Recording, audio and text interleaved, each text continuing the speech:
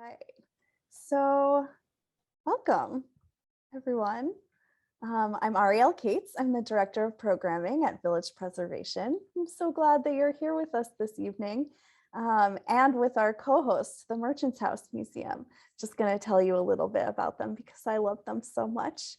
Through public education programs and exhibitions, restorations of its 1832 landmark building, and conservation of its original collections, the Merchants House Museum tells the story of the domestic life of a wealthy merchant family and their 4 Irish servants from 1835 to 1865, when the mercantile seaport of New York emerged as a growing metropolis and the commercial emporium of America. You can learn more, and please do visit this incredible historic home museum right in our neighborhoods at merchantshouse.org. So a quick bit also about village preservation. We have been documenting, celebrating, and fighting for the preservation of Greenwich Village, the East Village, and NoHo since 1980. We work to expand and extend landmark and zoning protections and stop inappropriate development while also encouraging appropriate development in our neighborhoods. We host roughly 75 programs a year, most of which are free and open to the public. Our events are meant to illuminate the cultural and architectural heritage, history, and depth, and the value of preservation in our communities. We are a nonprofit membership-based organization, so your involvement and support mean the world to us. Learn more at our website, villagepreservation.org, and please consider becoming a member or making a donation if you're able at villagepreservation.org/donate. So just a bit of Zoom protocol. I won't be visible during the talk, but I'll be here. So please feel free to use the chat to say hi, tell me where you're joining from, or to raise any issues or thoughts. If you have questions for our speaker specifically, please do use the Q&A function. It just helps me to keep track of everything. You can do that at any point during the talk, and we'll get to as many of those as we can. So I am very delighted to introduce tonight's speaker. Kay Krombie has written numerous articles for media outlets in America and the United Kingdom, in addition to film and New York theater reviews. A longtime obsessive of all things New York City, it's only right that she lives here now. Krombie's book, Death in New York, The History and Culture of Burials, Undertakers, and Executions, the topic of this evening's talk, is out now from Arcadia Publishing, and I will put the link to purchase the book in the chat. Please do. And Krombie is here to remind us that every season is spooky season, even if Halloween is over. So thank you so much for being here with us, Krombie, and take us away. Right, so thank you for that introduction, Arielle. So yes, prior to writing this book, I was a freelance journalist, mostly writing about pop culture. And I'm also a tour guide licensed by the city. And when I first came to New York, when I first moved here in 2015, there were a couple of articles I read in the New York Times that kind of sowed the seeds for this book. And one of them was about a man called George Bell. And he was found in a bad state of decomposition in his flat in Jackson Heights. And basically this article was about how they found out who he was and how to get the money that he had to any relatives. And they didn't know who they were, but also in this article, they talked about county administrators, some of whom were stealing from the dead. And so that sowed a seed. And another article I read, again, the New York Times, was about Hart Island, which is basically the big Pophis Grave for all 5 boroughs. And it's just off the Bronx. Over 1 million people are buried there. I was also reading a lot of history on New York, particularly about mental health. And basically the burial grounds of Manhattan, which are now pristine parks where many, many people are still buried, and landmarks. And then I was writing a tour linking all these burial grounds, and then COVID happened. So all of a sudden I had a lot of time on my hands, and I live in Astoria in Queens, so I'm just over the RFK bridge from Randalls and Ward's Island. And so I used to go running there in the morning.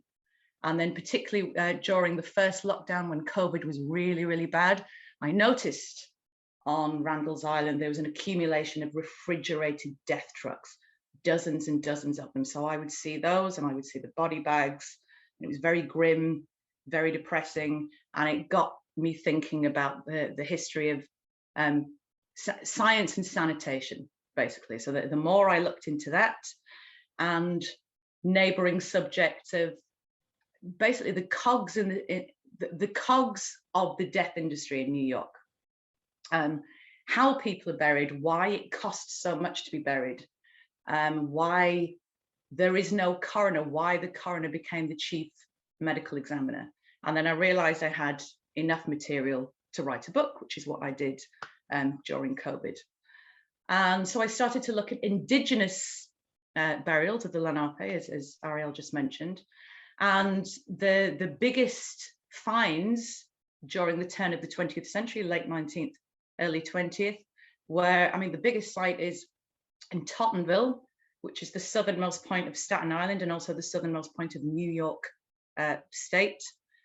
A huge burial ground there, and a lot of people there died by evident violence, which is interesting, in direct contrast to the top of Manhattan, the ancient forest, which dates back to the Ice Age, Inwood Hill Park.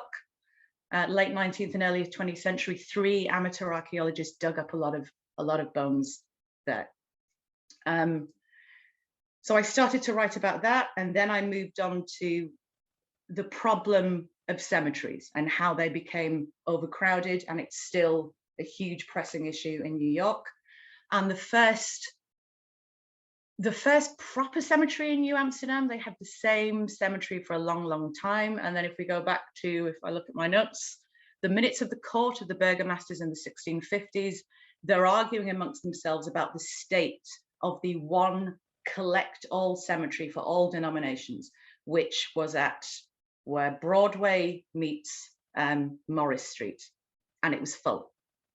So they had a replacement burial ground, a second burial ground, and that burial ground was scooped up by Trinity. So the first Trinity Church was built around 1697, and in 1702, they incorporated the second old cemetery of New Amsterdam, and that forms the north part of Trinity Churchyard, because there's 2 parts, the southern part and the northern part. All those headstones are obviously gone, but in that cemetery, in Trinity on Broadway, there are about 120,000 people buried there, and it's not reflected by the amount of headstones. And that came to a standstill in 1922. 1822, because there was a huge bout of yellow fever, and then the burial prohibition started. So in 1823, you couldn't be buried beneath Canal Street. In the in the 1850s, the first burial ground that I just mentioned, there was a cellar excavation, and they discovered the dead of New Amsterdam. So that's the oldest cemetery. The oldest family crypt, however, belongs to the Stuyvesants, obviously the last Director General of New Amsterdam, Peter Stuyvesant. So when the British took over in 1664, he sort of retired to his Bowery, his farm, his Bowery. Obviously one of the most famous streets in New York, Bowery, is named after his farm, and he was buried under his own private Dutch Reform chapel. And his great-great-grandson in 1799 replaced that private chapel with an Episcopalian church, which is St. Mark's Church in the Bowery. So it's the oldest continuously practicing church in all 5 boroughs. So Peter Stuyvesant is still buried there, and then the last direct descendant of Peter Stuyvesant, a man called Augustus van Horn Stuyvesant. He died in 1953. He was a recluse. He was beholden to his Fifth Avenue mansion. And one of the stipulations of his will was that when he was buried, he would go into the crypt and then it would be sealed up. which he was. So nobody else can be buried in that crypt. And I believe when he was buried, there were 80 members of the Stuyvesant family. Where are we now? So moving across to East Village, I mentioned yellow fever. There are cholera epidemics, and old and new money in the 1830s decided to have their own burial ground, a very exclusive burial ground in East Village, which was the New York Marble Cemetery. And that was followed a year later by the New York City Marble Cemetery. They are a block apart. They have absolutely nothing to do with each other, but they're very similar in the fact that they have burial vaults which are made out of Tuckahoe marble. And Tuckahoe is the marble of New York and neighboring Connecticut. And it is also the reason why New York State decided that Sing Sing prison would be where it was in Ossining, because it was right by the quarries for that particular marble. So they basically had a free workforce. In fact, going back to Greenwich Village, Washington Square Arch is also made from Tuckahoe marble. Very exclusive. They wanted to be away from the riffraff of the city. It was the first, both of them, the New York Marble Cemetery was the first non-sectarian burial ground in Manhattan. And Manhattan then was New York City before the consolidation of the 5 boroughs in 1898. You can't see New York Marble Cemetery unless you visit it. I think it's open maybe once a month. They have a visiting day. New York City Marble Cemetery, 1 block away, you can actually see it through the bars on the street. There's some very notable people buried there. James Lennox, co-founder of the New York Public Library and founder of the Presbyterian Hospital. Members of the Kipp family, after whom Kipp's Bay is named. John Lloyd Stevens, who rediscovered the Mayan civilization, and he also oversaw the building of the Panama Railroad. Also, James Monroe, President James Monroe, was buried there. He was the 3rd president to die on Independence Day, and he died penniless, and he was buried in his son-in-law's vault there, and then Virginia reclaimed him and he was reinterred there. So the only president buried in New York City is Ulysses S. Grant, which is the biggest mausoleum in America. What have we got next? Oh, so we're moving to Merchant's House, moving further west. Merchant's House, as Arielle mentioned. So that was Greek Revival house, bought in 1835 by Seabury Treadwell, who was, he was basically a dry goods merchant. And what's interesting about that house, I mean, they say it's the most haunted house in New York, but what I find particularly interesting is that it's a representation of how people used to die at home. So he was basically, he was on view in the parlor, and the parlor used to be the social room of the house, based on the French verb parler, to speak. And that's why it was also called the death room. And then when the funeral industry, when death moved from the home into the funeral industry, then the death room, the parlor, became the living room. And he had 7 children when he moved into that house, and then his 8th and final child was born in that house, Gertrude Treadwell. She lived there until she died in 1933. But she was the last family member. Her siblings died 24 years before she did. And what's interesting about her is that she features in many of the ghost stories of Greenwich Village. And so when I was writing the book, I don't write about ghosts, but I did look into, it's something, obviously, as somebody who grew up in England, I noticed when I came to New York that clairvoyants are basically on the corner of so many streets. It's almost like a pharmacy, the frequency of a clairvoyant. You know, thing about clairvoyance is they speak to the dead. So I incorporated this into the book, and I started looking into the legality of being a clairvoyant, and found out, to my surprise, that in 1967, it was actually outlawed in New York State. It is illegal. And what it is, it's a Class B demeanor. And that Class B demeanor in the wording protects the dead. So protects the evil spirits. You are not allowed to influence or affect evil spirits or curses, which is utterly bizarre, and that law hasn't changed. So in order to be a clairvoyant or a fortune teller in the state of New York, you have to put yourself into a tax bracket, which is entertainment. And within that tax bracket, because it's non-specific, they generally tick the box, which is other, which I find very amusing because it's otherworldly. So when death moved out of the home during the 19th century because of the advent of hospitals and cemeteries, I'll talk about the cemetery belt later, the funeral industry really took over and became commercialized. And Frank E. Campbell, you've probably heard of that particular funeral home. It's very exclusive. They have organized the funerals for many, many celebrities for over a century. So he was from Illinois. He comes to New York. He opens a funeral parlor in Midtown. I mean, now it's on the Upper East Side. In 1898, he was the first person to put the funeral procession on wheels.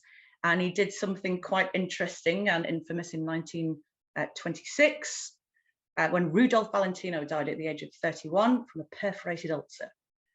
And there were hysterical women fainting, some of whom were real, some of whom were actors that Frankie Campbell had hired. He also hired, because Rudolph Valentino was Italian, he hired actors to play Mussolini's black shirts. And this caused such a furor in the press, it gave him headlines and it gave him extra business. Just find where I am on the page. Okay, so this is very non-linear, these notes. So getting closer to Greenwich Village, because this is the Greenwich Village Society for Historic Preservation. St. John's Burying Ground, which probably many of you have heard of. So that is now a park. So that was a burial ground. It was already a burial ground before Trinity Church took over, Trinity Parish took over. And it existed up until about 1898, until an Irish alderman who lived in St. Luke's Place, and he basically turned it into a park. He turned it into St. John's Park. I think the name after that was Hudson Park. And then eventually it became James J. Walker Park, which was named after his son, who was the Prohibition mayor, very corrupt, but also quite a fun guy, someone I'd like to have met, having read about him. That particular cemetery, when it was changed into a park, because of what happens with the dead is their descendants die out. So ultimately 250 people were moved from that cemetery, thereabouts 250 people, mostly to Woodlawn Cemetery, but they left behind around 10,000 human remains. There are still around 10,000 human remains under that particular park. And another burial ground, this is topical with the Greenwich Village Society for Historic Preservation, because they opposed the construction of the Trump Soho, which was the hotel that went up in kind of 2004, 2005, they were constructing it. And interestingly, during the first year of Trump's presidency, because of the controversy in New York, that hotel is now called the Dominic. So they removed his name from that hotel. And I call it the uncovering bodies in old burial grounds. In my book, I call it the Workmans Burden, because it happens so frequently. But basically, while they were laying the foundations for that building, bodies were discovered 200 pretty much half and half adults and children, and they belong to the burial vaults of Spring Street Presbyterian Church. And that was a really interesting church because it was an abolitionist church with a mixed congregation. And those human remains were then sent to Syracuse University for analysis, and now they've been reinterred at Greenwood Cemetery. So I'm going to change tact slightly now and talk about the Doctors Riot. So basically the New York hospital, they started to build it, and then the Revolutionary War happened and there was a delay. And then before it was rebuilt and finalized, there was basically a medical class for student doctors there in a kind of half-built building that had previously been used by the Brits during the Revolutionary War. And this anatomy class was led by a man called Dr. Richard Bailey. And Dr. Richard Bailey was the father of Elizabeth Ann Seton Bailey, who was the very first American-born saint. And what happened in 1788, according to most accounts, is that the class was going on and there were a group of boys playing outside. And one of the class members at this group of boys waved an arm out of the window. The arm did not belong to the student. It was just an arm. And one of the boys approached the window to take a closer look. And this student doctor told the boy that this body part belongs to your mother. Now, so the story goes. Now, this is quite bizarre. Like, how did he know that the boy's mother had just died? Was it just a coincidence? So the story goes that the boy then went home to his father, and his father checked his wife's grave and found her absence. And what was happening during that time was that the students used to grave rob bodies from the African burial ground, where the monument and the museum famously now is, and then they switched to Trinity. And because they switched from Black people to white people, there was a huge furor. Then after this incident with the arm, the Doctors Riot began, because at that time there were no cadavers to study on. So grave robbery was rife. So doctors in the city were hunted down. To experiment on a body at that time in New York history was seen as very unpious. And it was seen as quite revolting. So the doctors were hunted down. There were about 20 deaths. The riots lasted for about 3 days. The students were actually put in the jail for their own protection. And as a result of this, so that was 1788, the law changed. And you had, and basically in 1790, you had the Crimes Act, which meant that executed criminals would be given to student doctors. And then fast forward to 1854, and the founder of NYU Medical School, his name was John William Draper. And funnily enough, he's from my hometown in the north of England. And John William Draper, he creates the bone bill, which is, it's not good for hobos, basically. So anyone found dead with no family to claim them were given for, you know, to students to practice dissection. That law didn't really change up until 2016. I was quite surprised to find this. You had about 48, an unclaimed body had about 48 hours to be claimed. So this is quite shocking. And then in 2016, the law in New York State changed so that a body can't be taken unless the next of kin says it's all right, or you basically, you sign up to be an organ donor. And then in 2017, the following year, there was another law in New York State called Lauren's Law. And what Lauren's Law is that previously, if you were applying for state ID or a driver's license, you had the option to leave the organ donor box free, whereas now it's compulsory. You have to say whether you are willing to donate an organ or not. Currently, 41% of New York State are registered donors, but the national average is 60%. So that's quite interesting, that disparity. So now, with all the prohibitions on burials in Manhattan because of huge population growth and because so many diseases were rife, in 1847 you have basically the Rural Cemetery Act, and this is the commercialization of burial grounds. And so this happens all over New York State, and here particularly with regards to the 5 boroughs, which weren't the 5 boroughs, that the consolidation was 1898. That happens on the border of Kings and Queens counties, which is obviously now the boroughs of Brooklyn and Queens. And the reason why the burial grounds were on the border is because each burial ground was allowed no more than 200 acres, and then after that 250 acres, and so if per county. And so if you were on the border of a county, you could overlap into the other county and you could have 500 acres, therefore doubling your income, doubling your real estate, and doubling your money.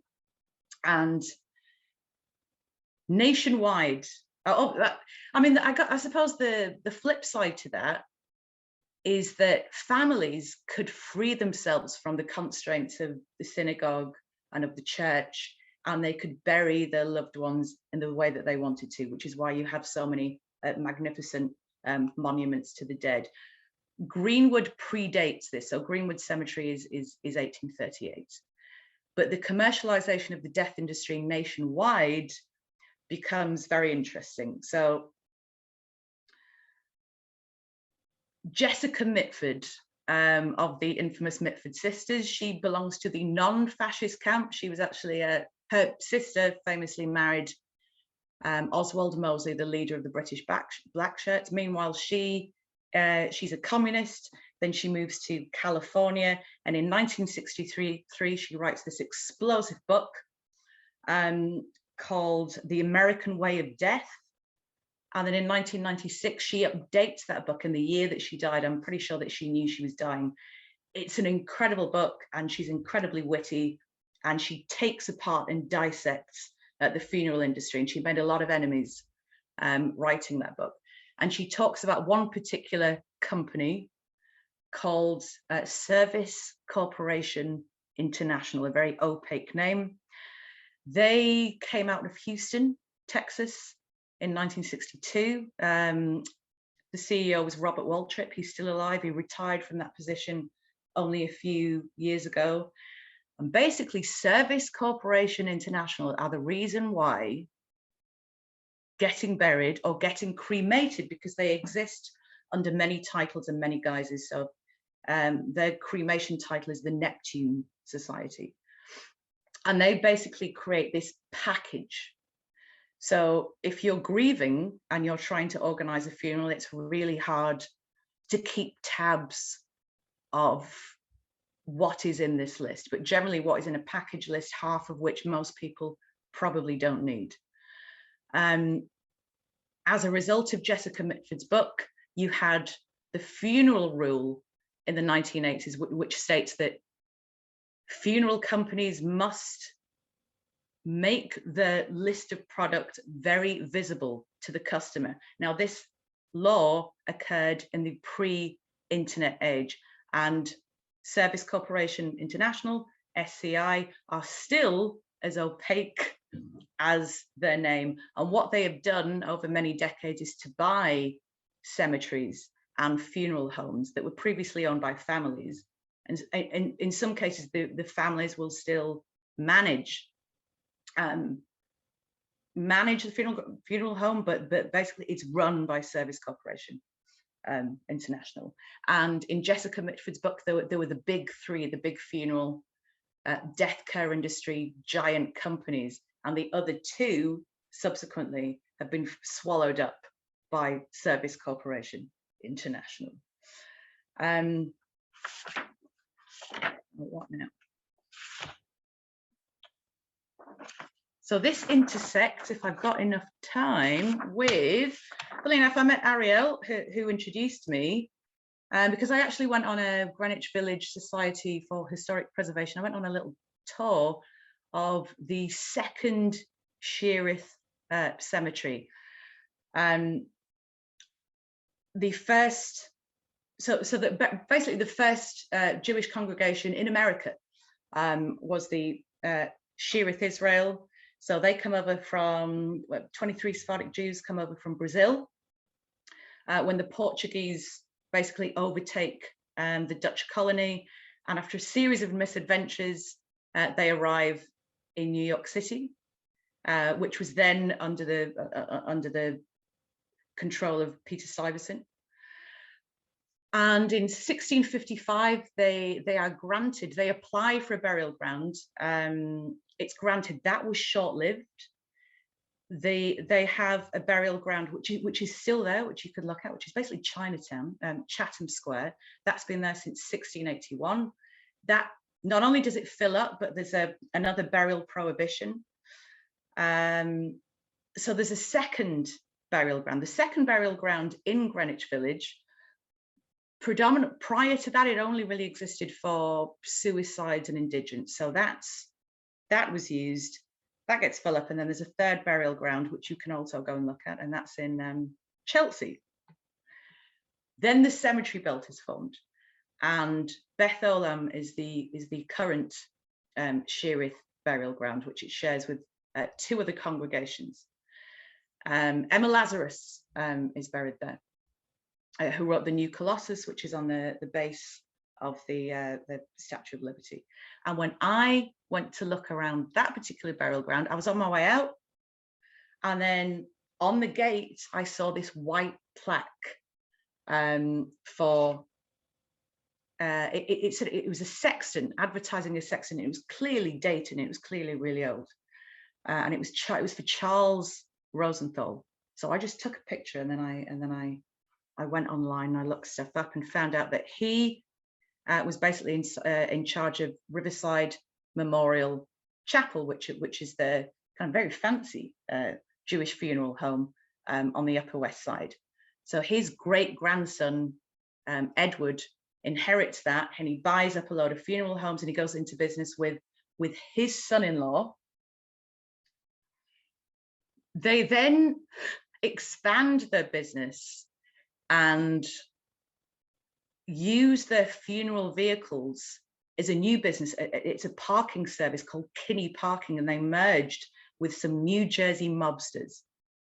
And then over the decades, they keep making more acquisitions, and eventually they become Time Warner, which Chris, the son-in-law, he was the CEO of.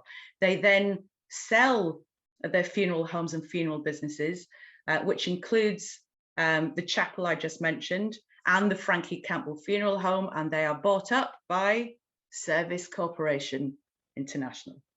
You really couldn't make this. You really couldn't make this up. Arielle, how are we doing for time? Doing great. All right, Pophis Graves. I haven't mentioned Washington Square Park. So because of the huge population explosion and because of yellow fever and cholera, there is urgent need for basically burial pits. And the first one is very short-lived because it gets in the way of Post Road. So that exists for a few years. Incidentally, that one, what I've discovered while I've been researching New York is that so many, like I mentioned before, the Workmans Burden, there are so many bodies left behind. So in the early 20th century, some workmen doing work on that area where the first paupers ground was in Manhattan, and they find skeletons. And what they were working on is Madison Square Park. And so that was very short-lived, and then there was another burial ground, and that was basically Washington Square Park, which I'm sure most of you are familiar with. There are still about 20,000 people buried underneath there, and they just keep being found and discovered, mostly by accident, including just recently.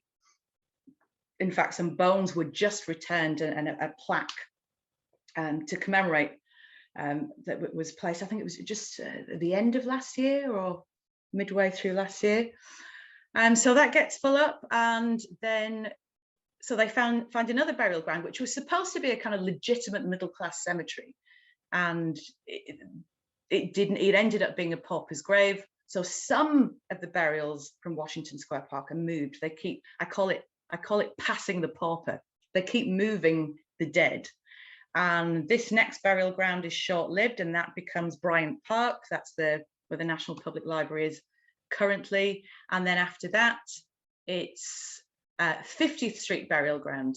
And that was in, we're talking about the mid-19th century. That was in a terrible state where passers-by would see kids poking sticks for fun into skulls that were there were coffins and bodies just hanging out of the ground. It was in a terrible state. That burial ground is now where the Waldorf Astoria is. So then we need a new burial ground. So burials are moved from all these burial grounds I've just mentioned, some of them, not all of them, to Ward's Island.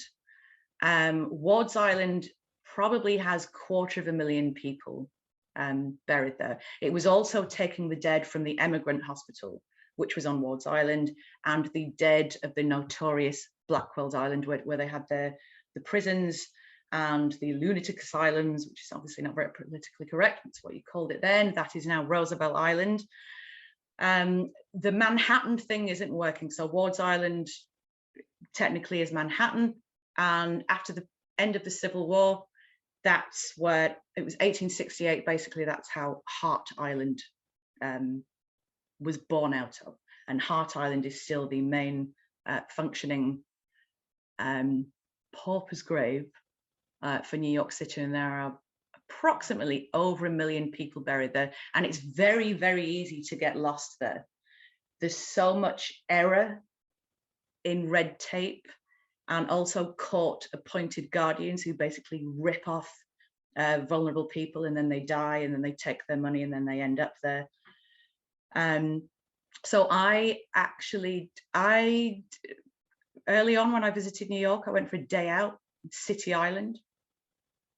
And while I went to the cemetery in City Island, and I was just looking across the Long Island Sound at another island. I was like, what's that? What's that eerie looking island? And if you want to know the answers to any questions, what do? You go to the pub, which is exactly what I did. I went to the pub and was told, oh, that's Hart Island, which I'd previously read about in the New York Times article in 2016. And the lady behind the bar said, you can go there if you apply to the Department of Correction, which is what I did. And you have to get up at the crack of dawn, and then there's a special ferry, the Michael Cosgrove ferry, that takes you over there. The trenches are dug by Rikers Island prisoners. It is quite something. And basically we are running out of space for the dead in these 5 boroughs. Columbia University have come up with some very interesting stuff. That's in the last chapter of my book. Oh, and guess what, Arielle? I've done 40 minutes. I would like to hear about the suggestions from Columbia.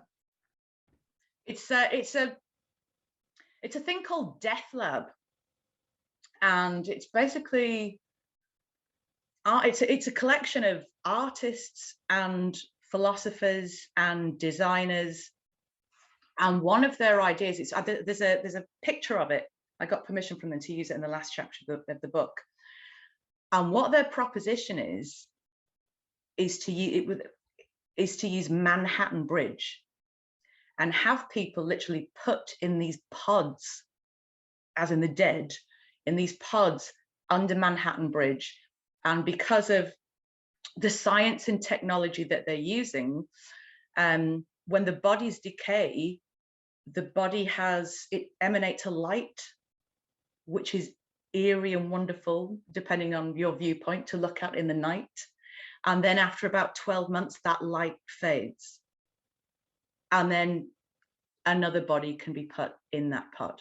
So it's the cycle of life, it's the cycle of death. So there is no permanent tribute to the dead. It's just this light that emanates and then it fades. Wow. Wow. That is wild. And I'm sure that we could talk for like a whole other 40 minutes about what that I believe I did 40 minutes.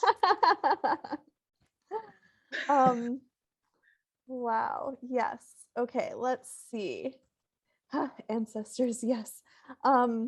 So we had a question about Washington Square Park, which was a burial ground. Washington Square Park? It was, yes. Oh, it was, yeah, I just mentioned it. It was definitely a burial ground from around, I think it was 1797 until about the 1820s. 20,000 people still buried under there. But it's not just random burials. I mean, they've uncovered vaults, intact burials. And that's probably the biggest Pophis Grave in Manhattan, with the African burial ground. There's probably about 15,000 burials in the African burial ground. Wow. You can't move for the dead in this city. Yeah. Okay, let's look at some of these questions. I had some too. Oh, I had a question actually about preservation, because you mentioned that as the dead and the cemeteries were moved around to make space for things, there were all of these headstones that were lost. Did anybody save them? Were they preserved? No, there weren't. This is the thing, there weren't really headstones because it was a pauper's grave. Got it. And because of the lack, sometimes there were. In fact, with Washington Square Park, they found an Irish guy who died with a lovely headstone. But that was the problem, because they were so unmonitored, these removals, that's why there are so many leftovers. I mean, I have a whole chapter about the leftovers. Probably not under the Waldorf Astoria though, because the foundations go all the way to Grand Central. Wow. Okay, we've got a lot of questions now. Thanks, everyone. So great. Okay, I'm gonna start at the beginning. Okay, so Lynn wants to know about the New York Bay Cemetery in Jersey City, which is of course not in New York, but if you have any information about that. I stuck to the 5 boroughs with a couple of exceptions, which were Muslim burial grounds, because a lot of Muslim burial grounds, there's no exclusive Muslim burial ground in all of the 5 boroughs, so they tend to be buried either in Long Island or New Jersey. But no, I don't, which is annoying, because I used to live in Jersey City, so I'll save that one for the next book. I'll do the research on the next book. That sounds well, good. what does she know about that cemetery? Bill was wondering also about Catholic cemeteries specifically. Yeah, so St. Peter's Church in Manhattan, that's still there. It's not the original building, but that was basically after the Revolutionary War. That was given permission to exist, as with every other religion after the Revolutionary War. And so St. Peter's Church, as it stands currently, does not have a burial ground, but it did, and occasionally the Workman's Burden, they still keep coming across burials there. One little side note, which has got really nothing to do with death. St. Peter's claims to have the baptism records of 1858 of one Henry McCarty, who was baptized on September 28th, 1858. And 20 years later, he would shoot his way into outlaw history as Billy the Kid. So the Catholic parish, when they had built the second Catholic church, the Greek Revival Church, they moved that Catholic burial ground, the bodies there, they moved them to what used to be St. Patrick's Cathedral, which is in Knowlton, and now it's the Basilica of Old St. Patrick. So that is the only Catholic cemetery in Manhattan.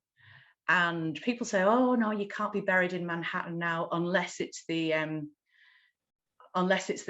Trinity Mausoleum Cemetery in Washington Heights. But you can. Even New York Marble Cemetery has available crypt space, actually for a really good price. But the Basilica of Old St. Patrick's, a crypt, I believe it's still available, is $7 million. Wow. Martin Scorsese used to be an altar boy there, Lena.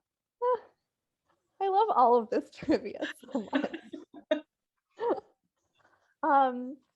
Wilhelmine is wondering about your opinions on the efforts to move interments out from underneath the city.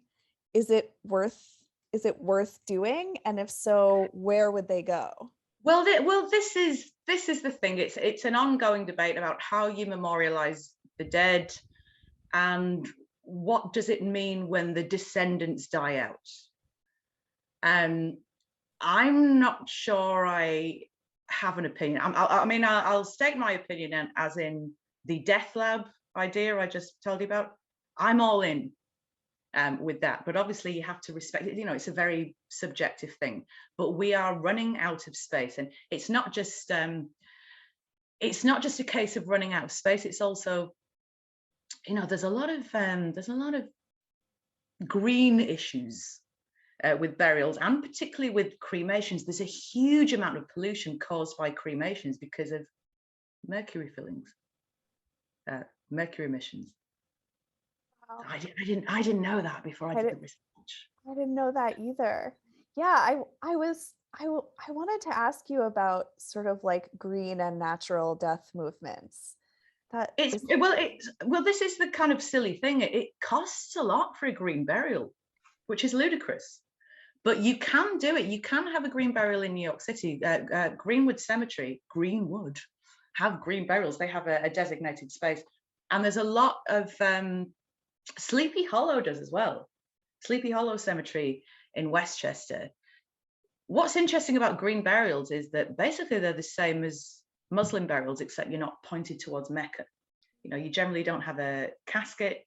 You might be wrapped in muslin, something that's biodegradable. And I thought I always wanted to be cremated, which is a strange ambition. But after having done the research, I'm all for green burials. It's just costly, which is quite silly. And that's the strange culture of how can I explain it? It seems to be quite an exclusive thing to have a green burial, which seems silly, but yeah, you know what I mean? I do. It's interesting. We have a couple of questions, including from Jackie. Hi, Jackie. Just wanting to know about Woodlawn Cemetery. What can you tell us about that? Oh, it's absolutely stunning. 1838, what that did, it created a whole new culture. And the whole new culture was there were, up until Central Park and Prospect Park, there were no green spaces. So what Greenwood Cemetery did, other than having beautiful monuments to the exclusive class, but not all the areas in that cemetery. It's that and Woodlawn Cemetery are, if you want a nice day out and something nice to look at, those are the two I would recommend.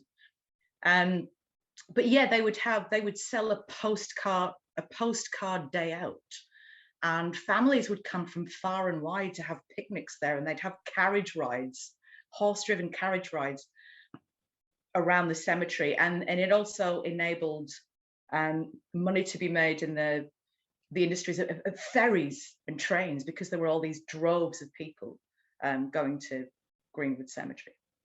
But it does predate the Rural Cemetery Act of 1847.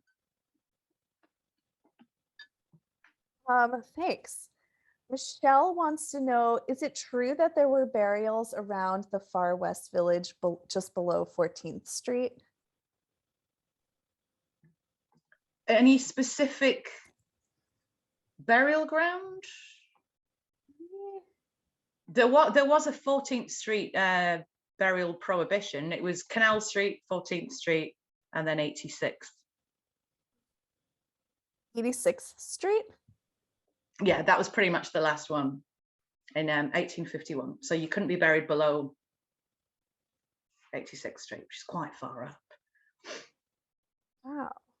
Yeah, I don't know. I'd have to be.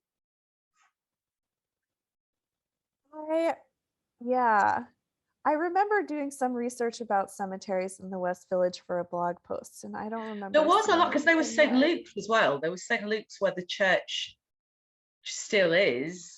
Clement Clarke Moore helped develop that particular church. He was the pastor there. He was buried in one of the vaults, and then obviously he was moved to Uptown Trinity, and they have that ritual, don't they, every Christmas? 'Twas the night before Christmas, and they have a procession to his graveside where they recite the poem. Wow, I didn't know that. That's amazing. His granddad basically developed Chelsea. Huh.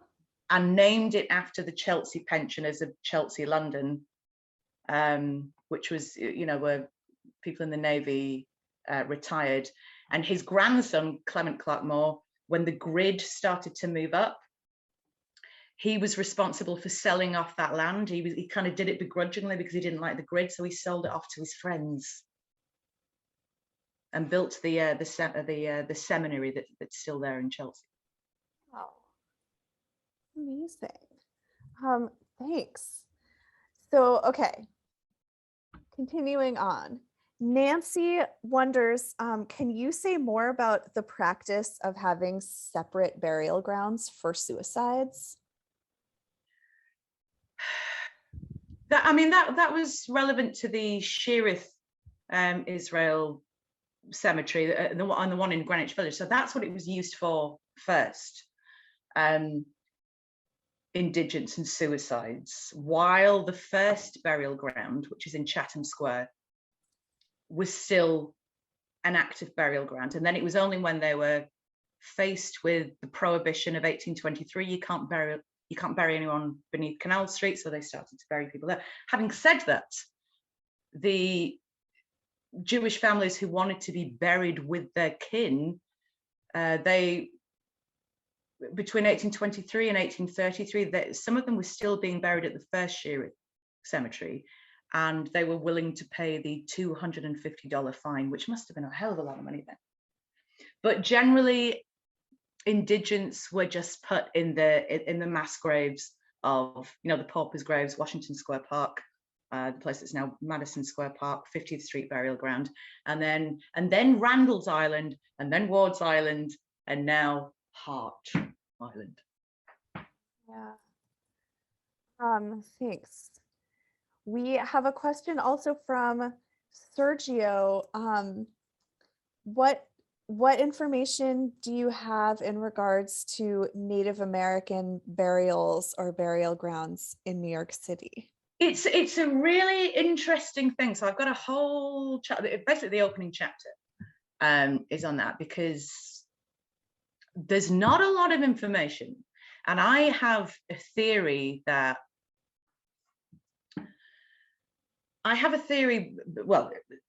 educated theory that a lot of those graves were shallow, And because they were shallow, the decomposition rate was quicker.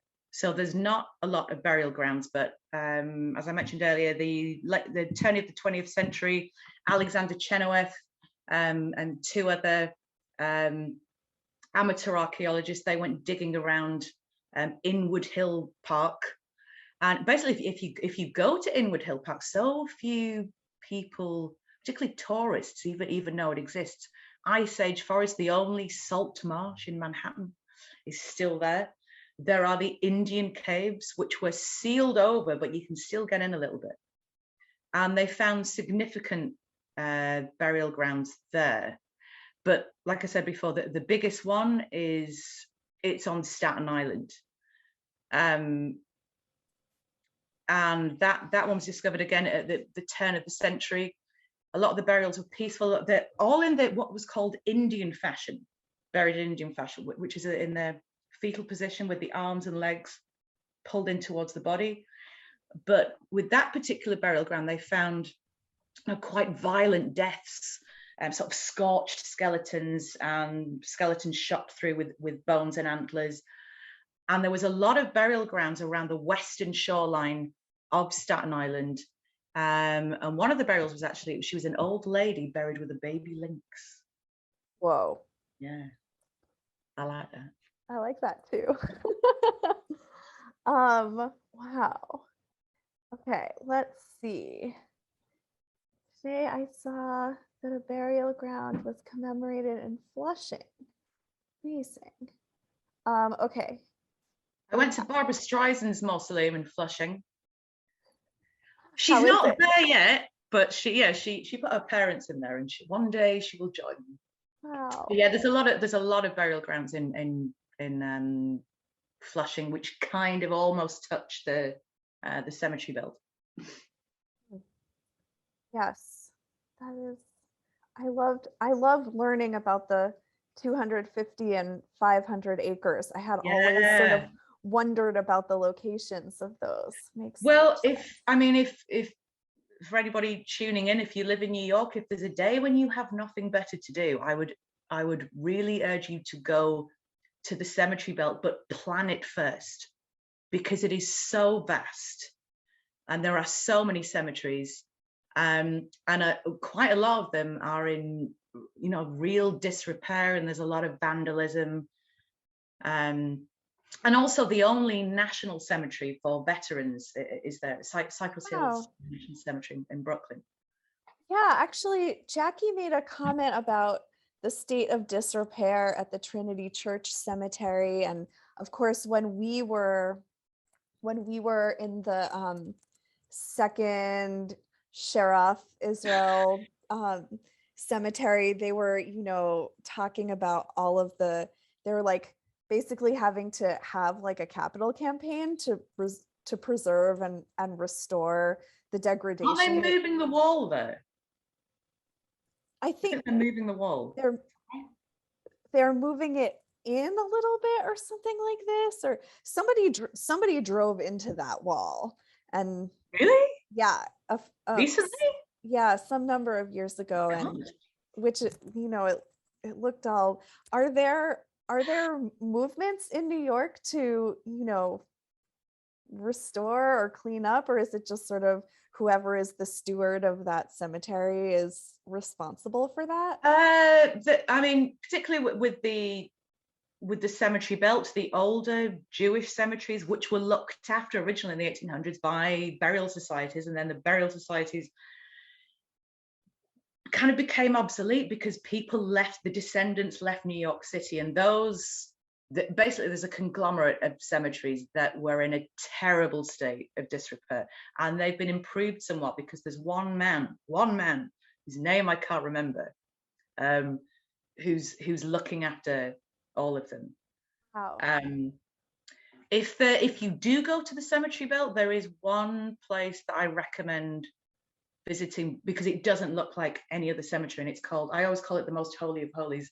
It's called Most Holy Trinity, and it was basically constructed for a German Catholic parish. It was an overspill, and it was designed as a leveler in death, as in there is no hierarchy in death. So all the graves are made out of, well, about 3/4 of the graves are made out of tin.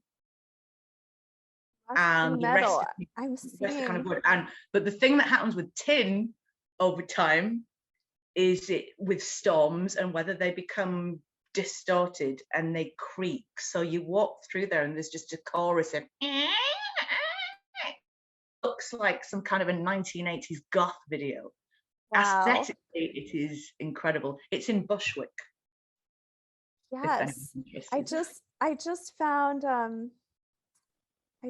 a little article about it here. I'm gonna paste it in the chat. Really? Anyway, wild. We have a question about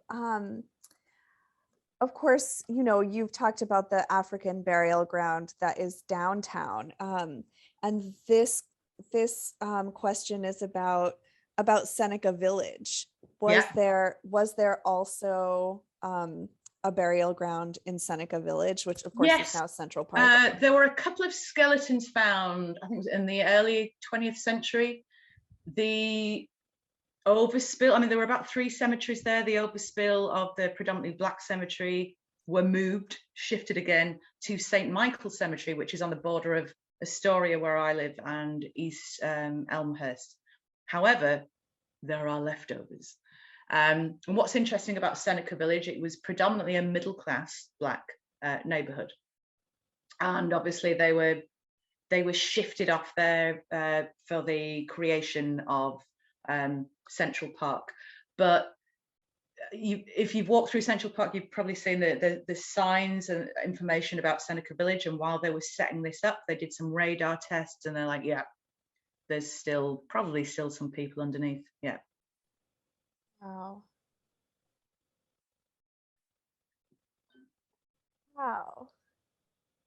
Okay, we're still going. We're doing great. Let's see. Dave wants to know, Dave, who also just mentioned that Martin Scorsese has a place set aside. Yes. Moravian, yeah, wasn't it? Yeah. On Staten Island. He wants to know, is the name of John Lloyd Stevenson visible to the public? A wall stone, a footstone. John Lloyd Stevenson, who I mentioned earlier in the New York City Marble Cemetery. Mm-hmm. If you look, I mean, you can look at, unlike the New York Marble Cemetery, New York City, it's so confusing. The New York City Marble Cemetery, 1 block away, you can see it from the street. And he has, it's obviously they're below ground. I mean, everyone's buried below, but they have lovely headstones, but his grave stands out because it's the only thing there that looks like an above ground mausoleum. And it's because I was looking through the fence with some binoculars before I was writing this book, and I was like, who's that? And then I looked it up, but Scorsese built a mausoleum at the Moravian Cemetery. When the influx of Italian immigrants started to come in the late 19th century, the Moravian Cemetery, the Moravian Church, which wasn't a Catholic church, there was just a priest there who looked after immigrants. And so the cemetery there, which was funded by the Vanderbilts, and they have their own private burial ground within it. Occasionally they do tours there of the private burial ground. That is why there are so many Catholic burials there. So Scorsese had this mausoleum built for his parents, and apparently he will join them. And apparently there's arguments within the family amongst all his children about who goes where, because he's had so many wives. So it's very complicated family history. But the Basilica of Old St. Patrick's that I mentioned earlier on, that's the only Catholic cemetery in Manhattan. I said he used to be the altar boy there. He also filmed the graveyard scene in Mean Streets was there, and the baptism scene in the Godfather is there. I know that's Scorsese, that's Francis Ford Coppola, but still. Actually, we had a question about Old St. Patrick's. Are they expanding that crypt? No, they just had they have tours actually, and then it stopped during COVID. There's a high wall that surrounds it, and the high wall was built in order to protect the Catholic congregation from the anti-Catholic nativists. But an interesting thing about the high wall is on the gates there's a peephole, so you can see the cemetery just lifting up this hatch, and there's a little peephole. So I was showing my friends who were visiting from London the other day, and there was a tour group in there, so I'm like, maybe they've started it again, the crypt tours. But as far as I know, there was only one crypt available, which I don't believe has been bought. I mentioned earlier it was 7 million to be buried there. But apparently it's allowed, you can divide that family crypt up, and you can be buried, have a single space for $750,000. Bargain. And they also have a columbarium in the graveyard and in the crypt as well, because the Catholic Church allowed cremation in, I think it was about around 1967. So long as you were committed to Catholic ground. Oh, so interesting. Okay, we have 2 more questions, and then I'm gonna call it. Dave was also asking about access to Hart Island. How does that work? Okay, this is what you do. So there's actually 2 different kinds of boat trips, and one is for mourners of the dead. And the interesting thing about the mourners of the dead is there are so many human remains dug up again and reinterred somewhere else, either because you've found, someone got lost in the system and their family found out they're buried there, or the family have raised enough funds to eventually bury them somewhere else. And so what you do is you go online and you go to the Department of Correction, and just Google Department of Correction Hart Island. And then you just basically put yourself on the list. Sadly, when I went there was a Muslim couple who couldn't speak English, and they put themselves on the wrong one, and they went there their child had died. So it was really, really, really sad. But they don't take you to the actual burial ground. They will take you to it's a gazebo, which is near the burial ground, and they'll talk about it.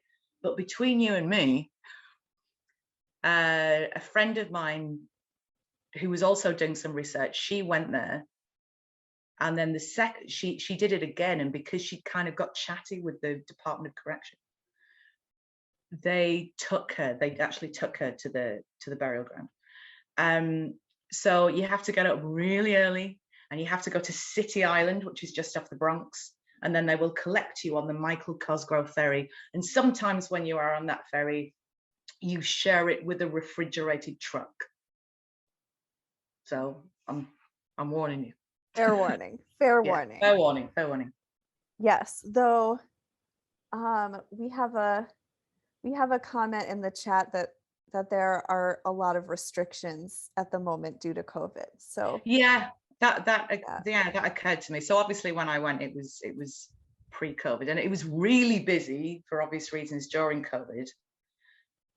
And I don't know if you saw, there was a lot of helicopters flying over and filming footage of the COVID burials, and then it became part of the discussion about space and sanitation.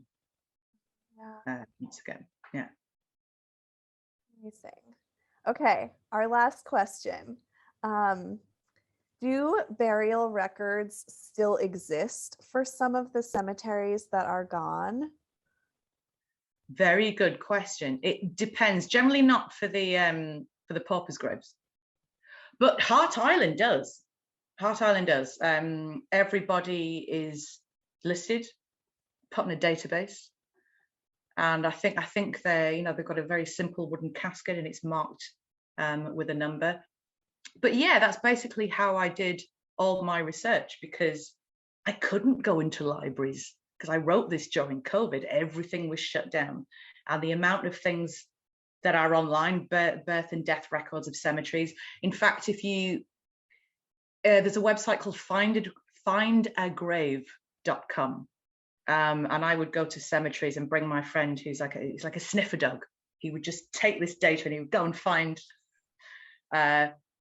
what I needed to find. So yes, that information is also out there. I also did a lot of because I'm talking about the legality of death and corruption in death and corruption in the death care industry, just reading changes in legislation that are all there. They're all there online to see, and legal records, which is really difficult for me, learning how to read them and how to interpret them. So that's a skill I've learned in the last year. Kind of. I can imagine. Actually, I do have one more question, which you told me that if you didn't get to it in your talk that I should ask you about it, which is executions. Oh, good Lord. Oh, good Lord. That's, I've got a whole chapter on that. So the executions of New York obviously used to be public, just like everywhere else. And then they were just getting rowdy. There were always an excuse for a drunken, rowdy party. And that's basically why they were outlawed. So they were outlawed in around 1835, and then it would be an execution space that belonged to a jail or a prison. But the problem with hanging is that it's not an exact science. And I mean, I'm going to be graphic now, but there was a lot of accidental decapitation, slow strangulation, people swinging for 20 minutes and not dying. And so I know we're pressed for time, but I'll try and be quick. 1881, we're going all the way up to the top of the state. We're in Buffalo. A man called Lemuel Smith wanders into basically a electricity place, and for some reason, because we'll never know the answer, he decided he really wanted to touch the generator, and he instantly died. And it was reported all around the press in Buffalo, and one man who was the local dentist took particular interest in this news, and he thought, wouldn't death by electricity be a lot more humane than hanging? And so he subsequently, his name was Alfred P. Southwick, he subsequently did lots of experiments. It was a society for the protection of dogs, but they were putting dogs down, and he was basically electrocuting them. Oh my gosh. Like I said, he was a dentist, and so what did he do? He modified his dentist's chair, and the electric chair was born of New York State as of 1890. If I had more time, I'd tell you about the first electric chair execution, which went horribly wrong, but that is in the book. I can only imagine. I mean, it's a great it's a great to put it down on the evening. Everybody buy the book. Can read about this. Okay.